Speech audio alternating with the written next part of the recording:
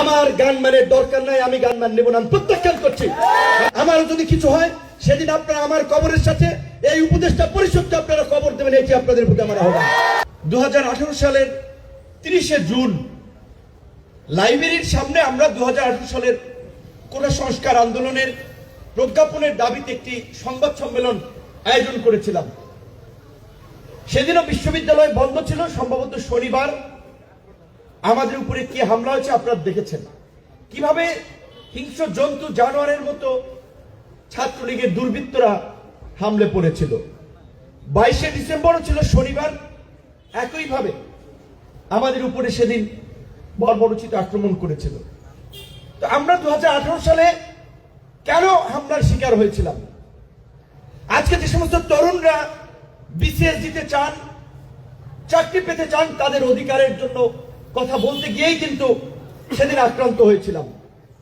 একইভাবে 2019 সালের 22শে ডিসেম্বর কিংবা তার পূর্বে 6 অক্টোবর রাত কিংবা পরবর্তী সকাল 7ই অক্টোবর বুয়েটের মেধাবী ছাত্র আবরার ফাহাদের মৃত্যুকে কেন্দ্র করেও বুয়েটের ছাত্ররা যখন কথা বলতে সাহস পাচ্ছিল না, সেই সময় আমরা ঢাকা বিশ্ববিদ্যালয় থেকে ডাকসুর নেতৃবৃন্দ, শামসুর নাহার হলের নেতৃবৃন্দ, সুফিয়া কামাল হলেন নেতৃবৃন্দ, এরকম কয়েকজন তরুণ যারা প্রতিবাদী কোটা সংস্কার আন্দোলনের মধ্যে দিয়ে যারা রাজনীতিতে কিছুটা সরব হয়েছিল, তাদেরকে নিয়ে আবরার ফাহাদের হত্যার প্রতিবাদ করেছে। গণতান্ত্রিক প্রক্রিয়ায় বাংলাদেশের উত্তরণ সেটি কেবলমাত্র একটি নির্বাচনের মাধ্যমে হতে পারে, এটি ছাড়া বাংলাদেশকে সঠিক ট্র্যাকে তোলার কোনো রাস্তা নাই।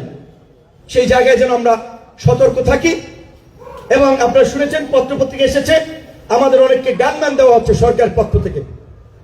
যে এই সরকারের আইন শৃঙ্খলা বাহিনী প্রকাশ্যে পোশাক পরিহিত অবস্থায় অফিসের সামনে পিটিয়ে মারে, সেই বিচার না হওয়া পর্যন্ত ওই সরকারের গান দিয়ে নিরাপত্তা দেওয়ার উপরে থু মারে।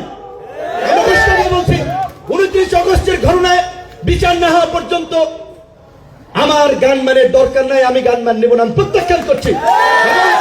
বলতে চাই, গানম্যান দিয়ে গুলি ব্যক্তিকে নিরাপত্তা দিয়ে দেশকে নিরাপদ করতে পারবেন না। গোটা দেশের মানুষের নিরাপত্তায় সরকারকে ঢেলে সাজান, আইন শৃঙ্খলা বাহিনীকে ঢেলে সাজান, অন্যথায় প্রার্থীদের নিরাপত্তা দিলেন, ভোটাররা নিরাপদ বোধ না করলে তো কেন্দ্রে যাবে না। এবং আমি পরিষ্কারভাবে আপনাদেরকে বলতে চাই, আমার উপরে এই সরকার আমলে যে আক্রমণ হয়েছে সেটি আপনারা জানেন, পুলিশ এবং সেনাবাহিনীর পোশাক পরিহিত দুর্বৃত্তদের দ্বারা। এই ঘটনায় যেহেতু 30 কার্য দিবসের নোটিশ জারি করে 4 সেপ্টেম্বর থেকে এখন পর্যন্ত বিচার করে নাই, তার মানে এই ঘটনায় সরকারের মৌন সমর্থন রয়েছে, এবং যদি বিচার না হয় তার জন্য দায়ী থাকবে সরকার। এবং আমি এই ঘটনার জন্য ডক্টর ইউনূস এবং তার উপদেষ্টা পরিষদকে আমি দায়ী করব। তাই আমি আবার বলছি, আমি গানম্যান নেব না।